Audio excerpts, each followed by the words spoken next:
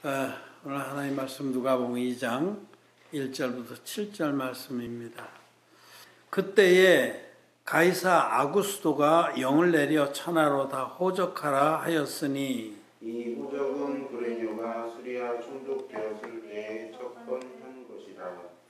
모든 사람이 호적하러 각각 고향으로 돌아가매 요셉도 다윗의 집 족속인 고로 갈릴리 나사렛 동네에서 유대를 향하여 베들레헴이라 하는 다윗의 동네로 그 정원한 마리아와 함께 호적하러 올라가니 마리아가 이미 잉태되었더라. 거기 있을 그때에 해할 날이 차서 맏아들을 낳아 강보로 싸서 구유에 누였으니 이는 사관에 있을 곳이 없음이로라. 아멘. 우리 성도 여러분 안녕하십니까? 우리 함께 예배를 드리는 패친 여러분도 반갑습니다. 오늘은 성탄절 크리스마스 이브입니다. 예수님께서 태어나신 그날을 기념해서 우리가 예배를 드립니다. 어떤 절기는 잊지 말아야 될 것들을 그 절기로서 기념하면서 다시 한번 그 날의 의미를 되새기는 겁니다.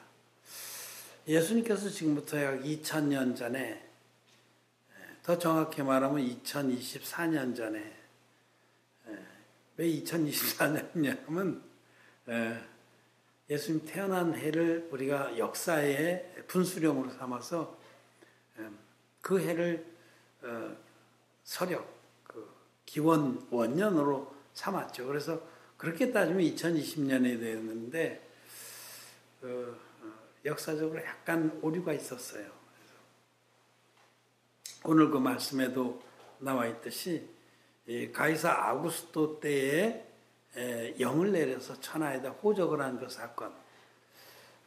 그는 이제 수리아 총독으로 있던 구레뇨가 수리아 총독으로 있을 때 첫 번 한 것이라, 이런 말씀들을 역사적인 기록과 이렇게 비교해 봤을 때 약간의 오차가 있었어요. 그래서 4년 정도 오차가 있었습니다. 지금 정설은 예수님께서 BC와 AD 그 분수령에 딱 태어나시는 것이 그게 맞아야 되는데 4년 정도 오차가 생겼습니다. 그래서 BC 4년 정도에 태어나신 게 맞다 이렇게 얘기하는데, 대략 2020년 전에 예수님이 실제로 이 땅에 태어나셨습니다. 예수님은 하나님이십니다. 예수님은 하나님 아버지의 외아들, 독생자이신 하나님입니다. 하나님 아버지도 영존하시고 전능하신 하나님이시고, 예수님도 태초부터 하나님 아버지와 함께 하셨던 하나님입니다. 하나님의 신성과 능력에 있어서 조금도 차이가 없는 참 신입니다. 그 하나님께서 성부 하나님의 외아들이신 그 하나님께서 우리의 역사, 인류의 역사 한가운데 육신 입고 오신 그날을 기념하는 절기가 성탄절입니다. 12월 25일이 그러면 정말 예수님은 지금 달력으로 치면 12월 25일 날 태어나셨냐? 그것도 그렇지 않죠. 성경에 예수님이 태어난 월일은 명시가 안 됐습니다. 이것은 후대에 여러 가지 이유에서 이 날을 이렇게 정한 거죠. 그것 때문에 또 논란이 좀 많습니다. 왜냐하면 성탄절을 비난하고 이것을 이방적인 요소로 규정하는 많은 신학자들과 목사님들이 계세요. 왜냐하면 이 성탄절이 유래된 것이 이 태양절하고 관련이 있다라고 주장하는 분들이 많은데 그것도 일리가 있습니다. 엊그제가 동지였잖아요. 며칠 뒤 3일 전에. 이 동지는 해가 제일 짧은 날입니다. 그 이후로부터는 해가 길어지죠. 그래서 고대에 이 태양신을 섬겼던 많은 종족들이 이 동지를 전후해서 태양신에게 제사를 드렸습니다. 산 짐승을 잡아서 그 심장, 펄떡펄떡 뛰는 심장으로 이렇게 태양신에게 제물을 드리면서 태양이 이제 힘을 얻어서 밝게 비춰갖고 농사가 잘 되고 이렇게 해달라. 그래서 동지 주변에, 동지 근처에 태양 신을 섬기는 절기가 많았는데, 기독교가 전파되면서 그런 것들을, 이방적인 것들을 무너뜨리기 위해서 거기에 예수님의 생일을 대치시켰다, 이런 주장을 많이 합니다. 어쨌든 그것도 일리가 있지만은, 그러니까 이건 이방적인 요소가 많이 묻어 들어온 거니까 성탄절은 안 맞다, 성경적으로 피해야 된다, 이렇게 주장하는 분이 있는데, 그냥 우리는 영적인 의미를 쫓아서 이렇게 지내면 된다고 저는 생각합니다. 예수님이 태어나신 이 사건, 우리 역사 가운데 하나님의 아들이 들어오신 이 사건은 인류 역사에 있어서 가장 중요한 사건입니다. 지금부터 약 2020년 전에 하나님의 아들이 우리와 똑같은 인간의 모습으로 이 땅에 오신 겁니다. 그 예수님이 이 땅에 오셔서 전 인류를 모든 죄에서 구원하셨습니다. 예수라는 이름 자체가 자기 백성을 저희 죄에서 구원할 자라라는 뜻입니다. 예수님이 이 땅에 오신 것은 병자들을 고쳐주고 불구자들을 낫게 해주시고 가난한 자들에게 떡을 먹이시고 이런 사건도 있었지만, 그것은 다 그런 이적이나 놀라운 기적들은 예수님이 우리를 모든 인류를 죄에서 구원하셨다는 이 복음을 믿게 하기 위해서 그렇게 하신 겁니다. 요한복음에 보면 예수님께서 이런 이적을 베푸신 것은 그 제자들로 하여금 믿게 하려 하십니다. 뭘 믿게 하는 거냐면, 예수님이 우리 모두를 죄에서 온전히 구원했다라는 이 복음. 복음이 기쁜 소식이잖아요. 우리는 죄 가운데 태어나서 평생에 미친 짓만 하다가 지옥 갈 수밖에 없는 자들이었는데, 구제불능의 존재들이었는데, 이 모든 인류를 죄에서 온전히 구원하러 오신 분이 하나님의 아들인 예수님입니다. 그리고 예수님은 우리 모두를 실제로 죄에서 온전히 구원하셨습니다. 그래서 우리는 예수님을 가리켜서 구원자 또는 구세주, 메시아, 그리스도 이렇게 부르는 겁니다. 우리를 죄에서 구원하러 오신 예수님이 이 땅에 오신 날을 기념해서 우리는 성탄절을 지냅니다. 그것이 성경적인 그 날, 월일에 대한 근거는 없을지라도 그런 날을 하루 정해서 다시 한번 주님이 이 땅에 오신 것을 기념하고 감사하고 하나님께 찬양을 드리는 것은 합당합니다. 오늘 우리는 누가복음 2장 1절부터 7절을 통해서 여기에 이제 누가복음 1장 3절에 기록된 것처럼 예수님이 이 땅에 오셔서 행하신 그 일에 대해서 근원에서부터 자세히 미루어 살핀 나도, 누가가 그렇게 말해요. 예수님이 이 땅에 오셔서 우리를 모든 죄에서 구원하신 그 구원의 사역에 대해서 누가는, 의원 누가입니다. 의사 출신입니다. 의사는 지금도 상당히 공부를 많이 하고 논리적이어야 돼도 과학적인 그런 식견을 가져야 되듯이 그 당시에도 의원은 마찬가지죠. 의원 누가가 우리 주님이 행하신 일을 근원에서부터 자세히 미루어 살피고 기록한 복음이 누가복음이고 사도행전입니다. 그런데 그 누가복음에 그래서 예수님의 그 탄생과 사역의 시작에 대해서 모든 복음서 중에 가장 자세히 기록해 놓고 있습니다. 근데 그 누가가 이제 예수님의 태어나신 그 장면을 자세히 미루어 살폈다가 차례대로 써보낸, 이 편년체로 써보낸 거죠. 그런 중에 예수님이 이제 탄생한 부분을 여기 기록해 놓고 있어요. 예수님이 탄생하실 때에 유대 땅 베들레헴에서 태어나셨습니다. 이것은 구약의 말씀이 이루어지게 하기 위해서 그리 한 겁니다. 아까 우리 교동문에서 읽었듯이 메시아가 어디서 태어나냐 하면 구약의 예언자들의 예언을 통해서 약속된 것은 베들레헴입니다. 베들레헴은 다윗의 그 본향입니다. 예수님은 이 땅에 아브라함과 다윗의 후손으로 오시기로 약속이 되어 있어요. 아브라함에게 주신 약속, 다윗에게 주신 약속을 성취하러 오신 분이 예수님인데, 그래서 특별히 이 아브라함에게는 그 기업을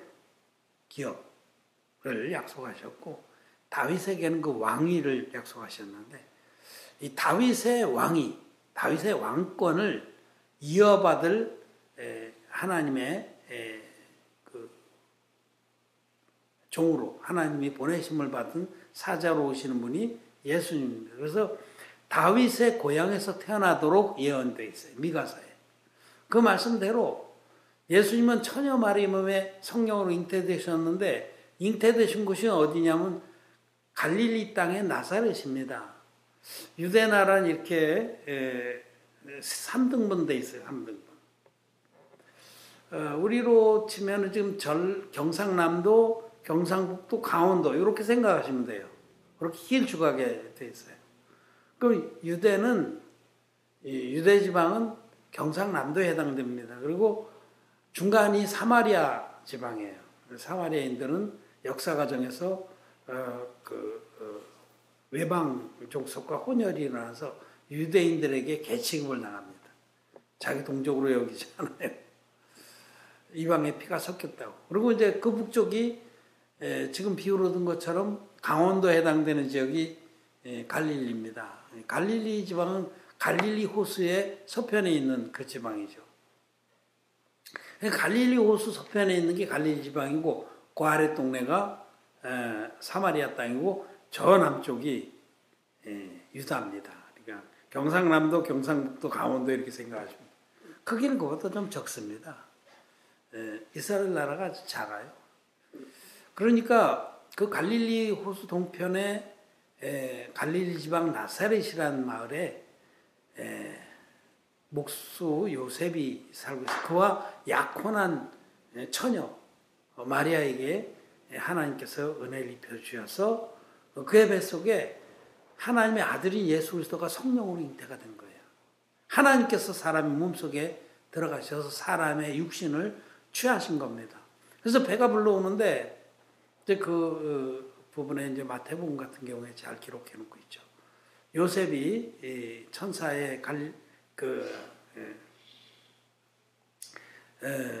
천사의 전가를 듣고, 가브리엘 천사의 전가를 듣고 하나님의 그 일하신 것을 받아들여서 그 처녀 마리아, 자기하고 약혼한 그 마리아가 배가 불러오지만은 그를 아내로 맞아서 만삭이 돼가는데, 그때에 이런 사건이 있었어요.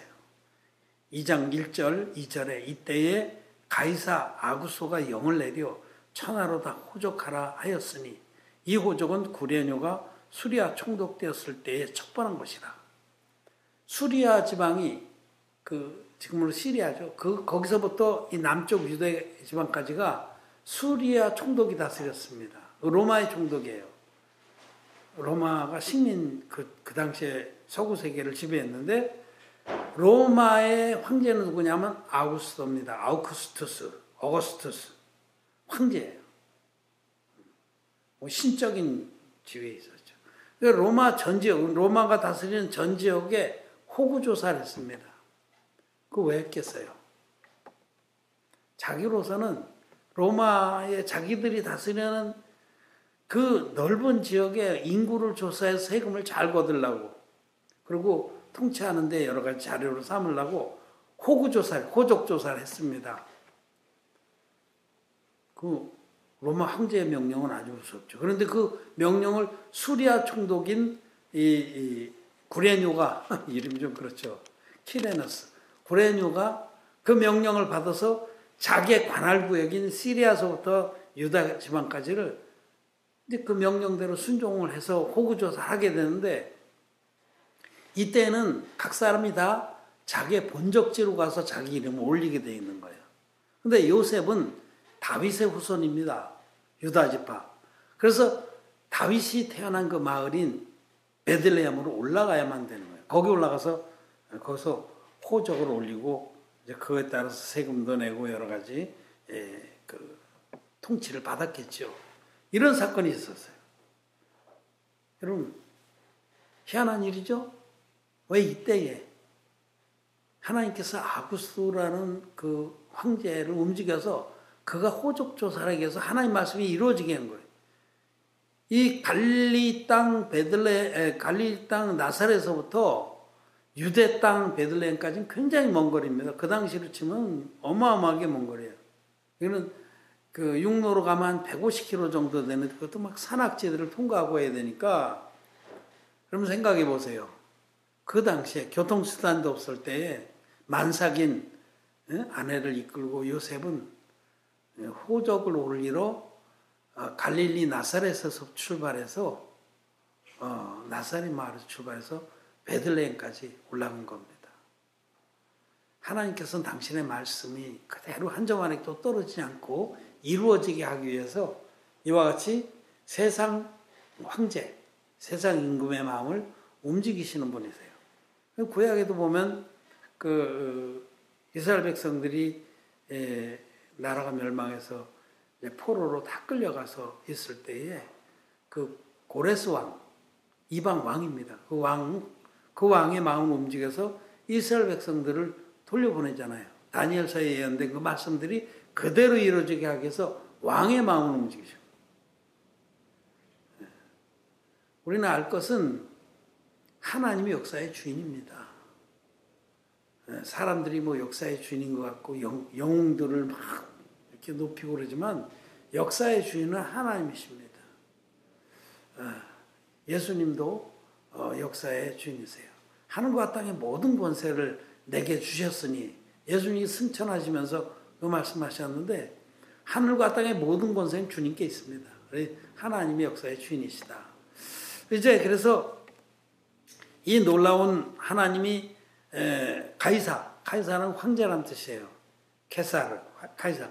어거스투스 황제의 마음을 움직여서 천하에 로마 제국이 통치하는 모든 지역에 호적 조사를 시켰는데 그 영을 받은 수리아 총독인 구레뇨가 자기 관할 영지에 모든 사람들이 자기 본적지에 가서 호적을 하게 해서 요셉은 만삭인 자기 아내를 데리고 그 먼 길을 떠났습니다. 그런데 그 베들레헴 자기 조상 다윗의 고향에 갔더니 여관에 여인숙에 여기 사관이라고 되어 있는데 그 여인숙 그 조그만 마을에 여인숙이 하나 있겠죠. 거기에 외지에서 온 다윗의 후손들이 다 거기 모였으니 들어갈 곳이 없었어요. 뻑적지근하고.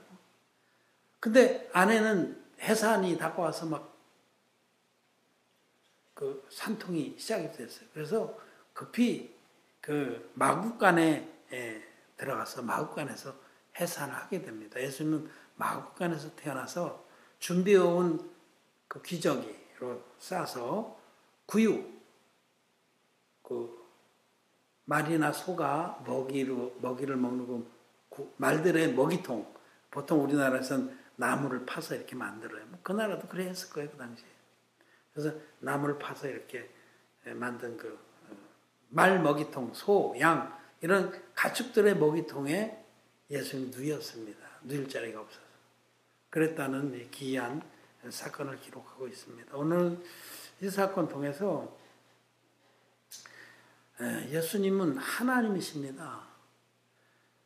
우리 인간은 감히 상상도 할 수 없는 아주 높으신 분이에요.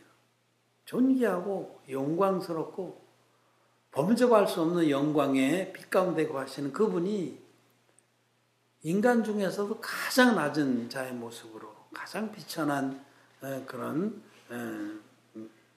환경 속에서 태어나셨다. 가장 높은 분이 가장 낮은 모습으로 우리에게 오셨다는 부분에 말씀을 좀 드리고자 합니다. 그 말씀을 드리기 전에 여기 이제 한 가지 우리가 오늘 기회가 돼서 말씀드리고자 하는 것은 6절, 7절 말씀입니다. 거기 있을 때에 해산할 날이 차서 마다들을 낳아 강보에 싸서 구이에 누웠으니는 사관에 있을 곳이 없음이로라. 이 말씀 중에서 마다들을 낳아. 마리아가 마다들을 낳았다는 마다들. 여러분 마다들을 낳았다는 것은 둘째 아들, 셋째 아들이 있다는 거죠. 성경은 이 모든 일을 근원에서부터 자세히 살핀 누가가 마다들이라고 기록했어요. 그냥 아들을 낳으라고 하지 않고 마다들이라고 기록한 것은 동생들을 전제한 겁니다. 예수님은 처녀 마리아 몸에 성령으로 잉태됐어요. 마리아가 예수님을 잉태했을 땐 남자를 알지 못하는 정말 수처녀였습니다. 근데 하나님의 전능하신 능력으로 성령의 역사로 그 태에 하나님의 아들인 성자 하나님이 잉태가 되신 거 맞습니다. 요셉의 아들이 아닙니다. 여인의 후손입니다. 창세기 3장에 예언된 대로 여자의 후손이 내 머리를 밟을 것이니라 하신 말씀대로 예수님은 모든 인류는 남자의 후손이지만 예수님이 여자의 후손입니다. 처녀 마리아에게서 태어나시기로 약속되어 있는 그분이에요. 이사야서에도 보라 처녀가 잉태하여 아들을 낳으니 그 이름을 임마누엘이 하리라. 그 말씀 그대로 이루니 처녀가 잉태해서 하나님 말씀을 믿지 못하는 자들은 그 거짓말하지 말라고 그러죠. 그러나 우리 하나님 말씀을 그대로 믿습니다. 한 점 안에도 떼지 않고 그대로 믿습니다. 예수님은 처녀 마리아 몸의 성령으로 잉태되신 하나님의 아들이십니다. 그 예수님이 태어나셨을 때 모든 일을 근원에서부터 자세히 미루어 살찐 누가는 마다들을 낳으라고 기록했다. 마가복음에는 그 동생들의 이름이 열거가 되어 있어요. 마가복음 말씀에 한번 봅시다. 마가복음 6장입니다. 마가복음 6장 3절에 이때 이제 예수님께서 안식일에 이적을 베풀자 그 바리새인들이 시비를 걸고 그런 부분이죠. 6장 3절입니다. 시작. 이 사람이 마리아의 아들 목수가 아니냐? 야고보와 요셉과 유다와 시몬의 형제가 아니냐? 그 누이들이 우리와 함께 여기 있지 아니하냐 하고 예수를 배척한지라. 마가는 아주 담백하게 복음을 기록한 분인데 그 담백하게 기록한 마가가 이 부분을 이렇게 명확히 쓰고 있어요. 예수님은 목수셨습니다. 아버지, 양아버지죠. 아버지 요셉도 목수셨고 목수.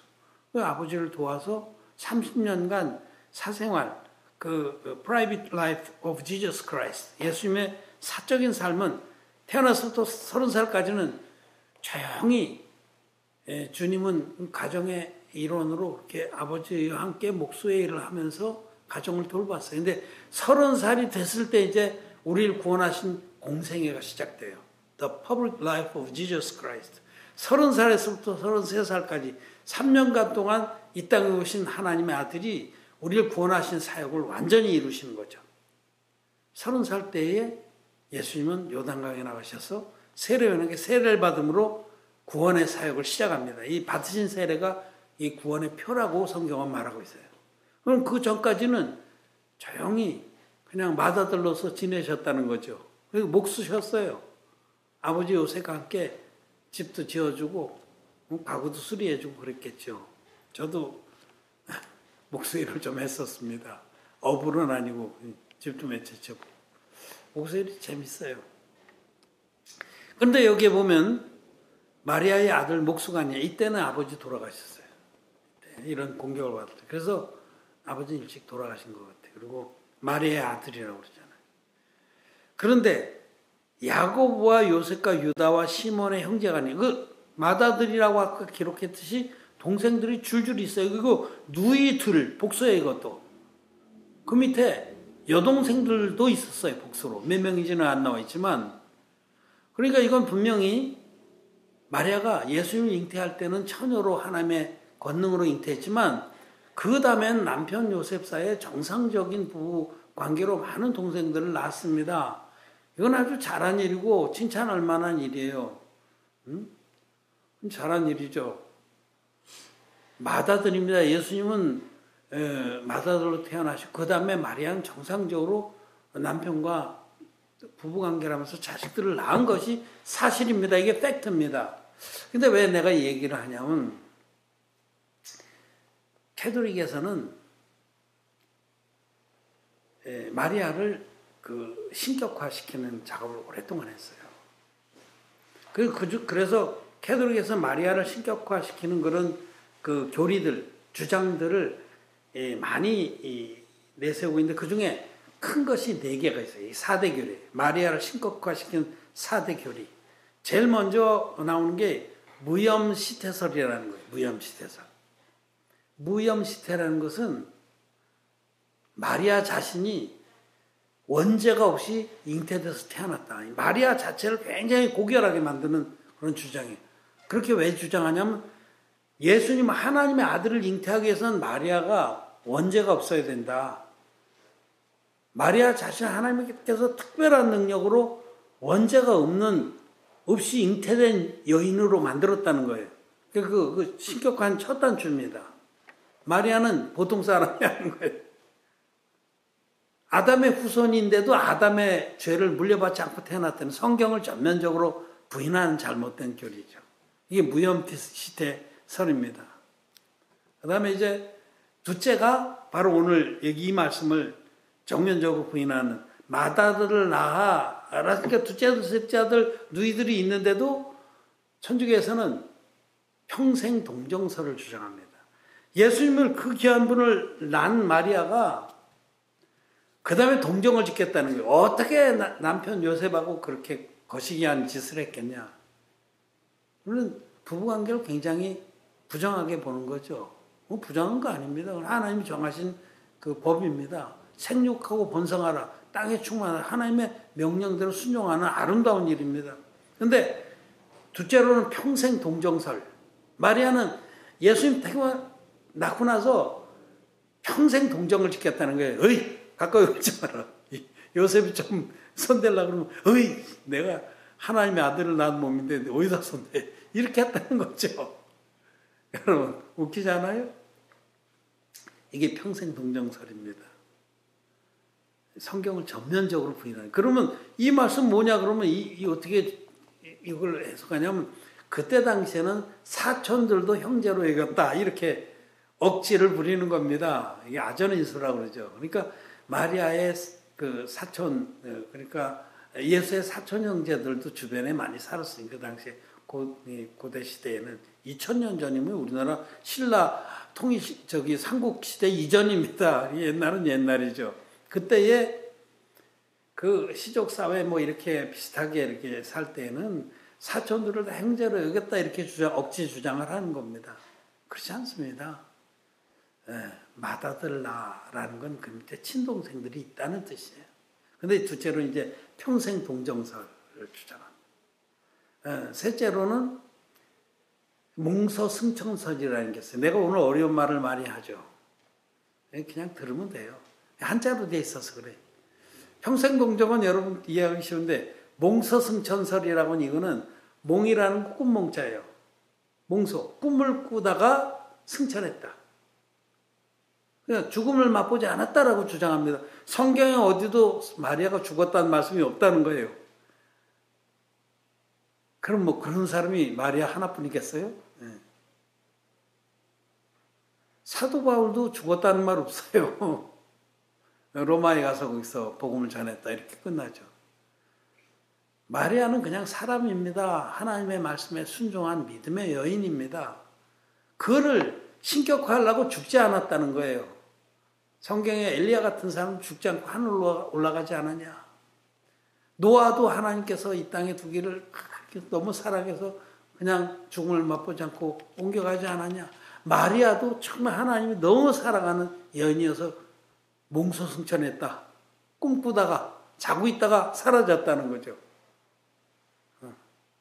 이제 그쯤 되면 이제 미친 짓이 되는 거죠. 이제 옛날엔 노무현 대통령이 이쯤 되면 막 가자는 거죠. 그렇듯이 이쯤 되면 이제 막 가자는 거예요. 이제는 막 갖다 붙이는 거예요. 그래서 마지막으로 네 번째 마리아를 신격화하는 네 번째 결의는 이 천주의 모설이라는 거예요.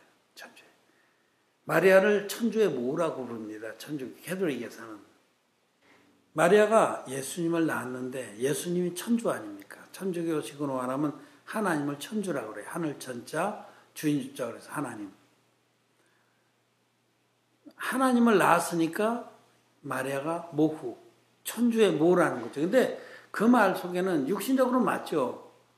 하나님을 낳았죠. 근데 모후라는 거의 후자가 그 후자가 무서운 후자입니다, 여러분. 알죠? 황후할 때 그 후자입니다. 가장 큰 왕의 부인을 일컬어서. 그러니까 예수님보다 더 위에 놓는 거죠. 모후라는 것은. 그래서 천주교의 그 이콘, 성화들에 보면 예수님을 아기 예수로 해서 마리아가 품고 있는 사진들이 굉장히 많습니다. 예수님은 아기 예수야. 모후의 보호를 받아야 돼. 그리고 그러다 보니까 막 점점 그 어머니를 통해서 부탁을 하면 들어주신다 그랬고 성모 마리아라고 하면서 마리아에 대한 기도들이 점점 많아지게 되는 거죠.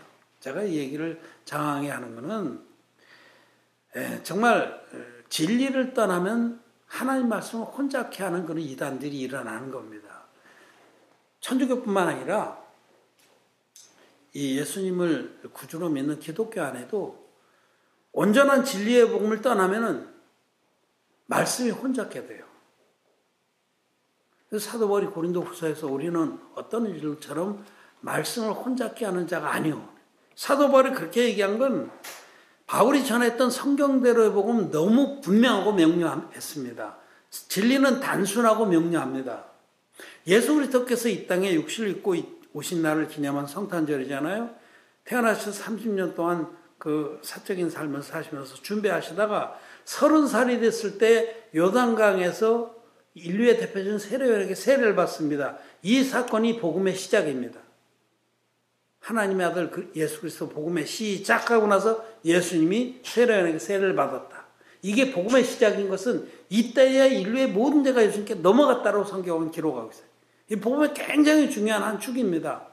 예수님이 세례를 받으심으로 세상 죄를 지고 간 하나님의 어린 양이 되셔서 십자가로 가서 십자가에서 달리셔서 당신의 거룩한 피로서 우리 세례로 담당하신 인류의 모든 죄를 깨끗이 갚아주시고 돌아가셨다. 셋째 날 부활하셔서 승천하신 거예요.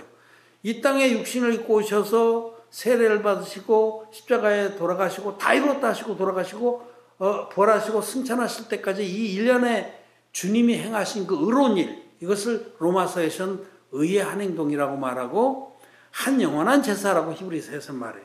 이 한 영원한 제사를 드려주심으로 우리는 예수님이 행하신 그 팩트, 예수님이 이 땅에 오셔서 인류의 모든 죄를 당신의 육체에 세례로 짊어지시고 십자가에 가셔서 못 박혀서 다 이뤘다 하시기까지 그 피로서 죄를 다 갚아줬습니다.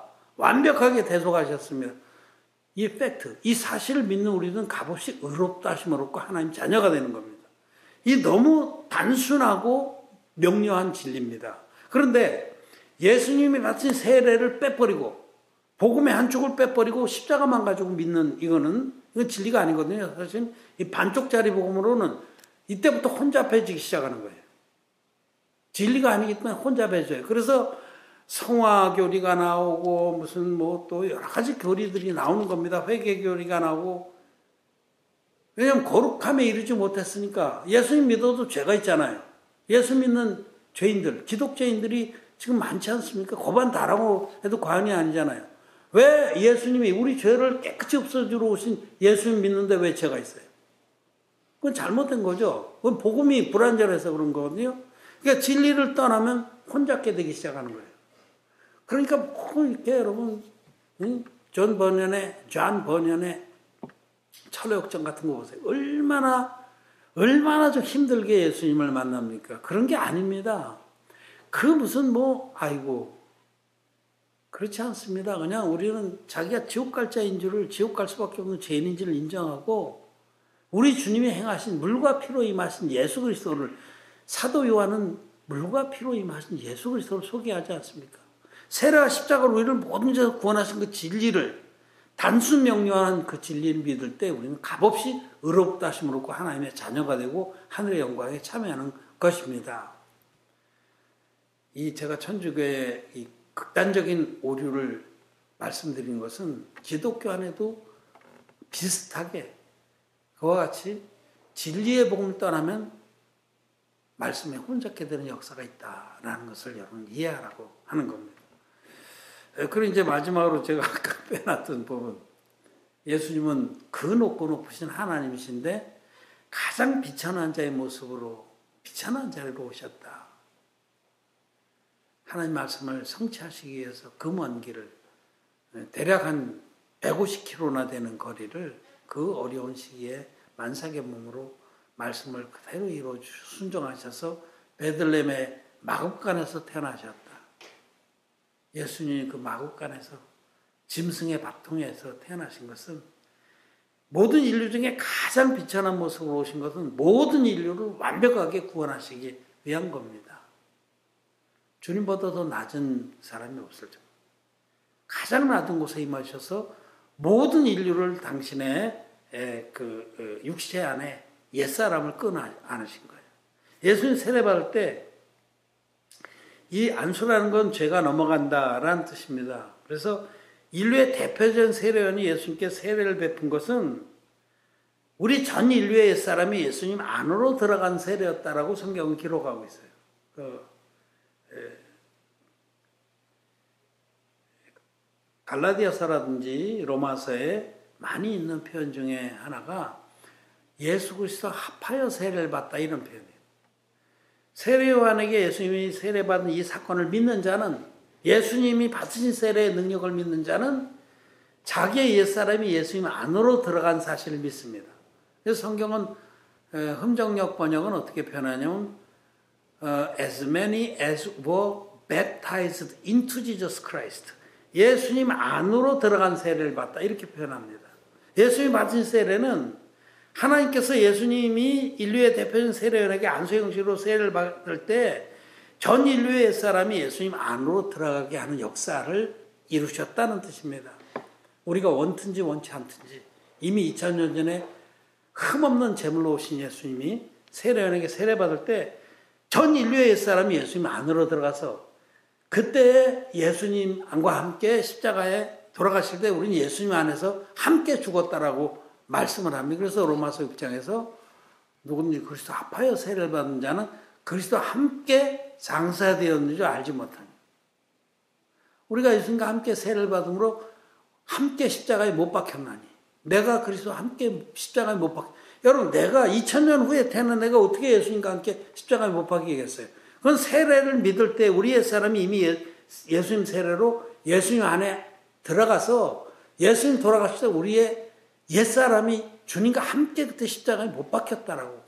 예수님 돌아가실 때 우리 옛사람도 거기서 함께 죽었다라고 성경은 기록하고 있는 겁니다. 그리고 이것이 사실입니다. 팩트입니다. 오늘 우리는 예수님이 태어나실 때 성경의 말씀이 응하게 하시려고 놀라운 하나님의 그 역사하심으로, 역사를 주관하시는 하나님이 아구스도 황제를 통해서 수리아 총독 구리온에게 명을 내려서 그 지배를 받던 그 유대 땅에 그 먼 북쪽의 나사렛 마을에서 다윗의 동네인 그 베들레헴까지 가서 거기서 태어나셨다. 근데 마국간에서 태어나셨다. 여간에 있을 곳이 없어서 사람들이 벅적거리고 자기의 육신의 욕망만 지금 그 벅적거리는 그래도 중심지에는 가시지 아니하고 이 초라한 마국간에서 모든 초라한 인생들을 다 구원하시기 위해서 가장 낮은 형태로 이 땅에 오신 예수님을 찬양합니다. 주님이 이 땅에 오셨기 때문에 저와 여러분들은 죄와 상관없이 주님을, 다시 오실 주님을 바라게 되었다는 겁니다.